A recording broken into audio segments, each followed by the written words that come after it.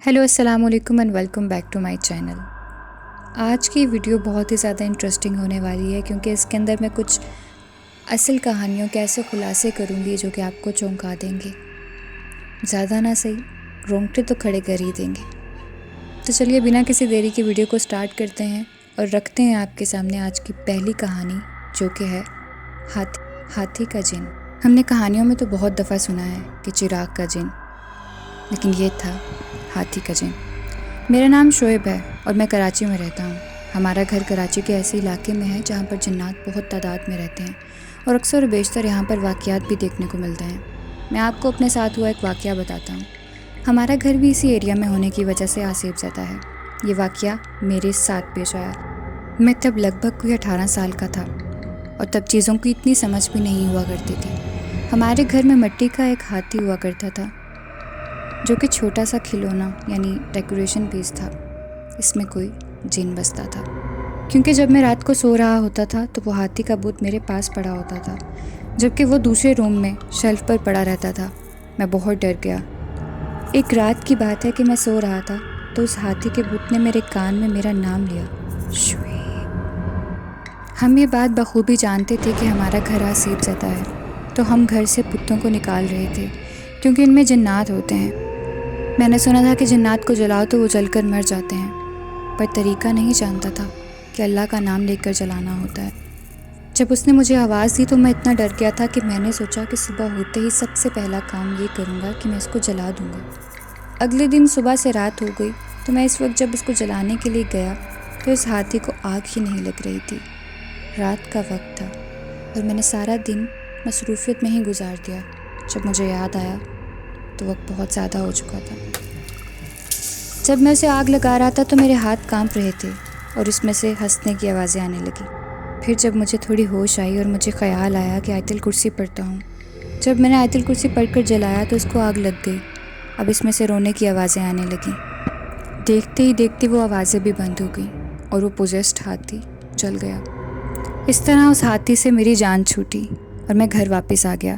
उसके बाद भी आज तक घर में वाक़यात होते रहते हैं, मगर उस हाथी के जिन से तो जान छूटी जो मुझे रोज़ डराता था। अनदेखी मखलूक का बसेरा। यह कहानी मुझे मेरी दोस्त ने सुनाई, जो कि एक सच्ची कहानी है। आइए उसी की ज़ुबानी सुनते हैं उसकी नाकाबिले फरामोश कहानी। मैं और मेरे शोहर, हमें घर बनाने का बहुत शौक़ था, तो हमने पंजाब सोसाइटी में एक घर तामीर करवाया जो कि एक बहुत ही अच्छी जगह थी।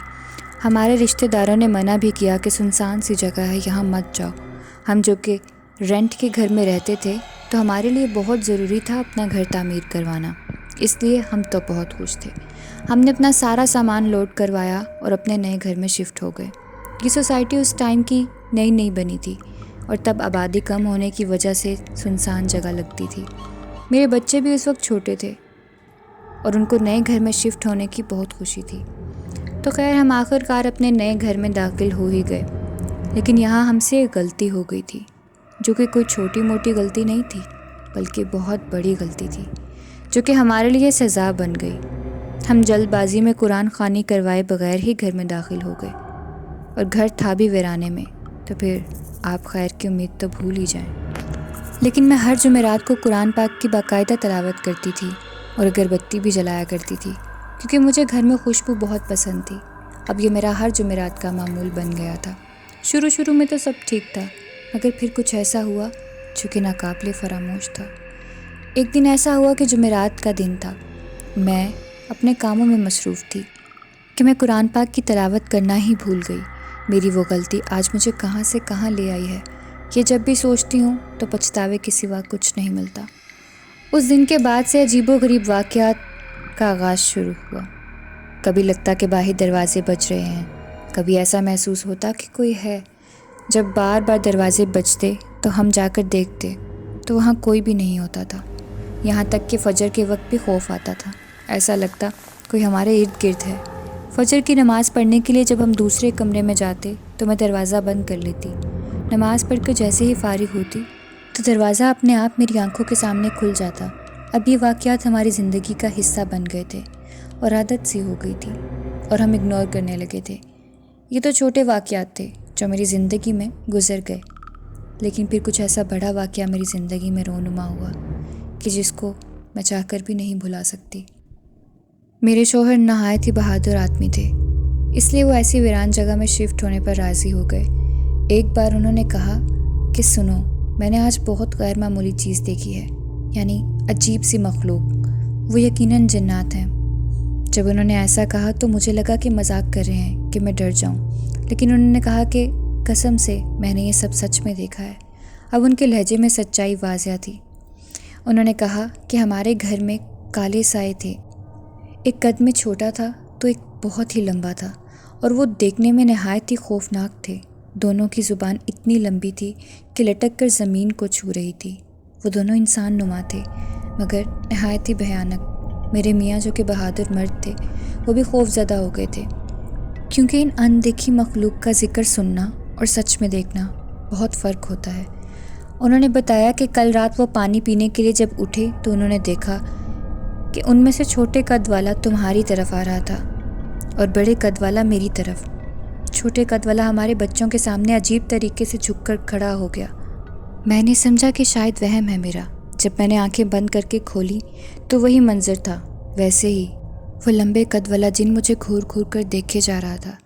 جب میرے شوہر کو یقین آ گیا کہ یہ خیال نہیں ہے بلکہ ایک خوفناک حقیقت ہے، یہ پراسرار واقعات حد سے تجاوز کر گئے اور میرے شوہر کی حالت خراب ہونے لگی۔